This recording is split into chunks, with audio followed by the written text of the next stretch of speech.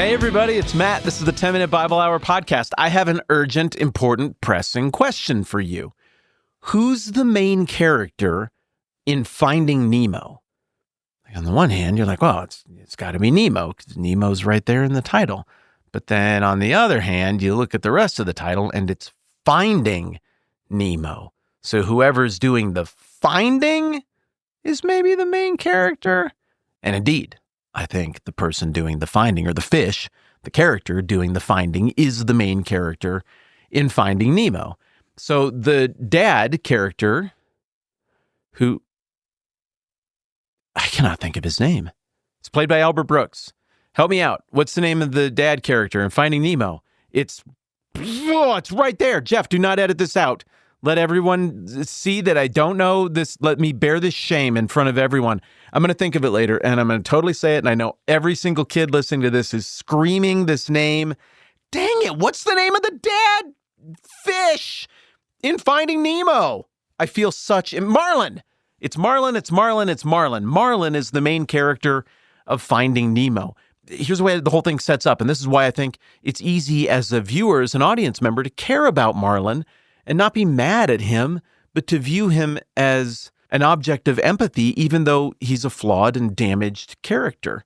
Because at the beginning of the movie, Marlin, he's a young dad, and he's got his little orange clownfish wife, and they're happy, and they got a little clutch of clownfish little baby eggs, but then a big mean barracuda shows up, and in one of the most traumatizing scenes ever in a children's movie, the barracuda, it happens off screen, but let's just say what happened. The barracuda eats Marlin's wife and all the eggs except for one, and Marlin was too far away. He wasn't there to protect, and so that one little egg is all he has left, and who hatches from the egg? But it's little baby Nemo, and he's damaged. He's got a little baby fin, and Marlin, he overreacts to the lesson that he needed to learn. Maybe he was a little too far away. I don't know. I watched the movie. I don't really blame Marlin for what happened. That was just a very big barracuda. But let's just, for the sake of the illustration today, say Marlin needed to learn to be more attentive and more present and more protective. Okay, sure. Well, he certainly takes that lesson overly to heart throughout the rest of the movie, and it causes the tension between him and his son, and it's what sets everything in motion. So, yeah, we're finding Nemo, but really, Marlin is finding himself. He's overcoming this overreaction that is his defining characteristic.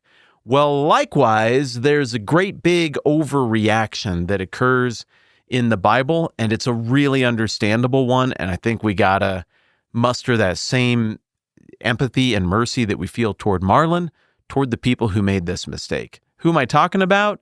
Jews during the time of the Bible. In the Old Testament, what was the Achilles heel of God's chosen people? Well, it was idolatry. They worshiped other gods. It's what they always got wrong. It's right there at the front end of the list of the 10 Commandments. You don't have any other gods before me. You're not supposed to worship idols. You're supposed to worship God alone, but they really have a hard time getting that right. In one of the craziest scenes in the Bible, God leads the Hebrew people out of slavery in Egypt with this big pillar of fire tornado, and they got the wind comes up and it parts the Red Sea, and they walk through on dry ground, and God uses his control of nature to defeat the pursuing Egyptian army.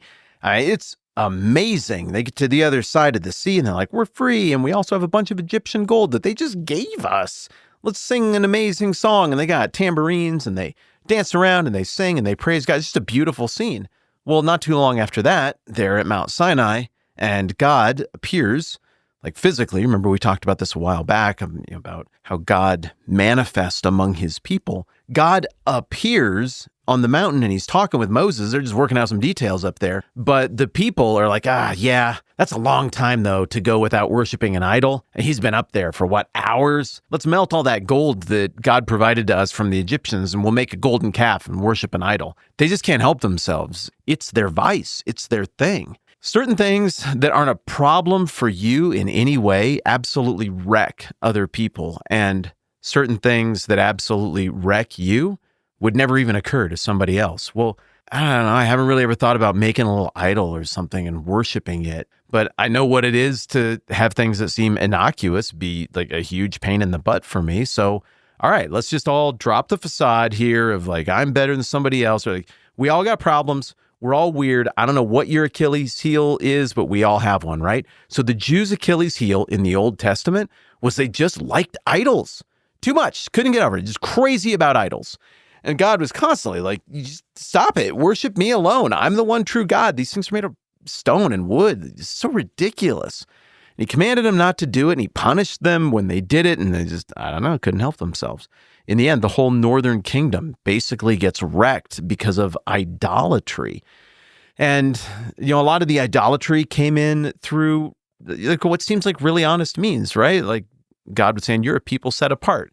But they'd be like, yeah, but, it's important to love your neighbor. And the neighbor I love is that hot woman from a foreign tribe who lives next door who worships idols. And so now we're married. Wouldn't I want to be a good husband who at least respects her idol worshiping a little bit? And if this seems unfair to you, by the way, all I'm doing is just spouting Bible. This is the problem as outlined by the Old Testament. And so this intermarriage then would prompt the worshiping of foreign gods, and it caused total chaos. Well, fast forward all the way to the end of the Old Testament, right? We get into, maybe some of you were here for the series we did on Ezra, Nehemiah, and Esther, all the stuff from the Persian age of the Old Testament, ranging from 538 BC up through the 440s BC, right? In this window, something happens, something clicks. The northern kingdom of Israel got completely wiped out. The southern kingdom got wiped out and taken into captivity. The temple got destroyed. And that was enough for them to sober up on this weird addiction they have to worshiping fake gods. And it takes time, but in Ezra and Nehemiah, they finally repent. Not immediately. Immediately, they go right back to what they were doing. God gives them back Jerusalem. He gives them back a temple. And they're like, awesome, let's marry foreign wives and a little bit worship their gods. And Ezra comes along and is like, no, I'm going to yank out my beard. You guys got to stop it with the foreign god worshiping. What the heck? And then Nehemiah comes along and he's, less of a priest and more of a very competent, like Ernest Shackleton type, hardcore leader of men. And he comes along, he's like, no, we're not doing this. This pattern of intermarry and make families and make allegiances with our neighbors who worship fake gods, and then we worship a little bit of the real God and a little bit of the fake gods. This is how everything has gone wrong in the Old Testament. It seems so innocent, but it's such a slippery slope, and Ezra and Nehemiah are like, no. So they gather all the Jewish people that are there in Jerusalem together inside the newly rebuilt walls of Jerusalem in if I remember right, is like the fall of 444 BC. I don't know. I knew this like a couple years ago when we were doing the season, but it's something like that. And they make a platform, and Ezra and the little priestlings and Nehemiah, they're all up there, and they read the Bible to the people. Here's everything. And then they pause, and they send down kind of the ancient equivalent of pastors down into the crowd to be like, all right, I'm going to explain what you just heard from the Bible in language you can understand. Do you get it? This neighborhood? Cool. What about this family? Do you guys get it? All right, we're ready for more Bible. And they crank it up and read more. And eventually, the hearts of the people are torn in two. They're like, what are we doing?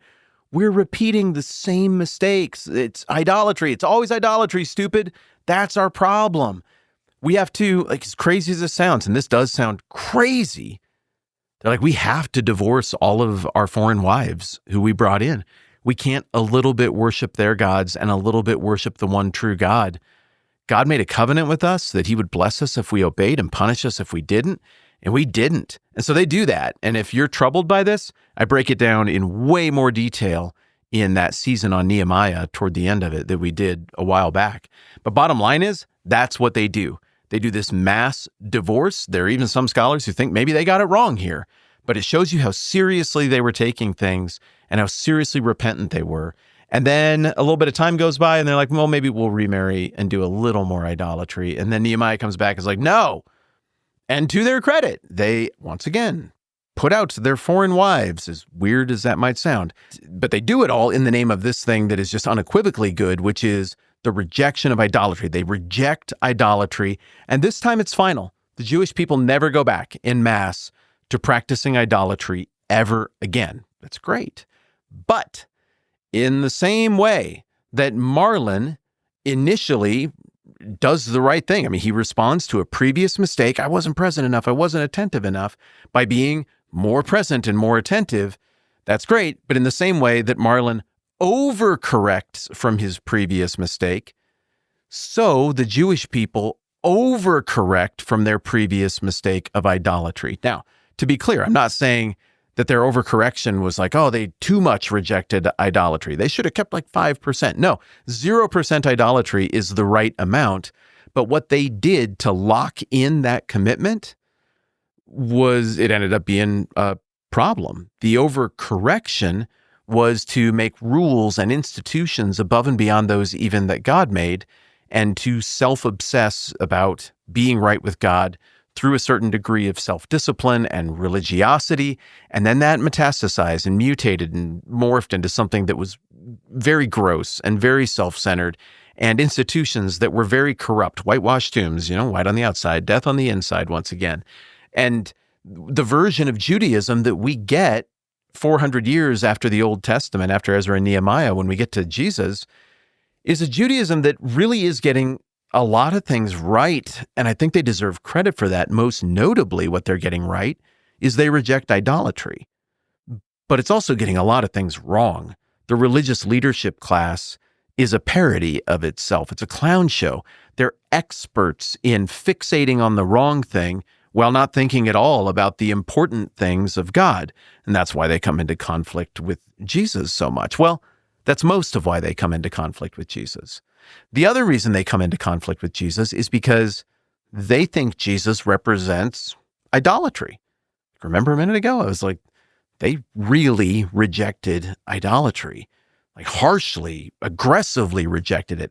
And next time around, I'm going to tell you about a couple of stories, extra biblical stories from history outside of the Bible that corroborate, that show just how intensely the Jewish people and Jewish religious leadership from the age of Jesus rejected anything at all that looked like idolatry. On the one hand, that's great, but on the other hand, if a work of God were to occur and you mistook it for idolatry, you would miss out on that work of God. And I would argue that's exactly what happened to the religious leadership regarding Jesus. And further, I think it can be argued that the Gospel of John represents an attempt on the part of John to persuade the Jewish portion of his audience that Jesus is not idolatry. Hey, guys, I know you're very sensitive to this. That's very good. But Jesus isn't idolatry. He is God with us. This is what we actually want. This is what we actually look forward to. John, in the Gospel of John, seems to be trying to help his fellow Jewish people not to overcorrect so aggressively against idolatry that they reject the real thing when it shows up and is present among us.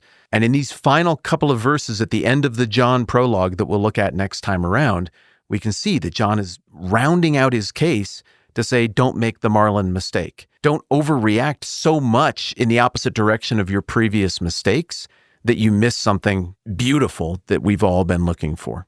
We'll flesh it all out more next time around. I'm Matt. This is the 10-Minute Bible Hour podcast. Let's do this again soon.